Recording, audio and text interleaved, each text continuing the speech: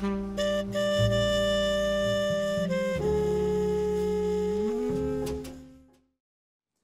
vais vous faire une proposition que, comme on dit, vous ne pourrez pas refuser.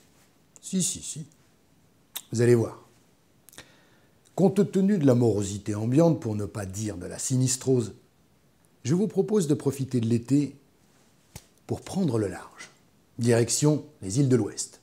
Du nord, avec les îles anglo-normandes de Jersey, Guernesey, au sud avec Noirmoutier, l'île Dieu ou d'Oléron, en passant par l'incontournable Mont-Saint-Michel, l'île normande de Tatillou, et les célébrissimes Glénan, Belle-Île-en-Mer ou Ouessant, pour ne citer qu'elle.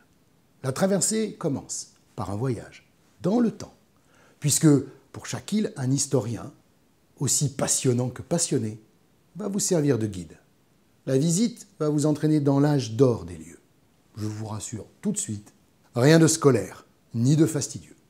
Ce sont avant tout des récits, à travers les siècles, de la préhistoire, au lendemain de la Seconde Guerre mondiale, à ces moments clés de l'histoire où ces îles ont scellé leur destin, pris une personnalité, parfois même un aspect, qui les rend distinctes de toutes les autres. Cette personnalité, elle se marque souvent par un trait, un esprit des lieux, unique à chaque fois. C'est exactement cela que les journalistes d'Ouest France sont allés chercher pour vous. Un paysage, une variation de lumière, ou encore la rencontre avec la faune ou la flore qu'on ne trouve que là. Et puis, comme toutes ces émotions ne manqueront pas de vous donner faim et soif, nous n'avons pas oublié de vous indiquer les bonnes adresses, celles qu'il vaut mieux connaître avant de partir pour profiter pleinement du séjour. Convaincu? J'en étais sûr. Embarquement immédiat.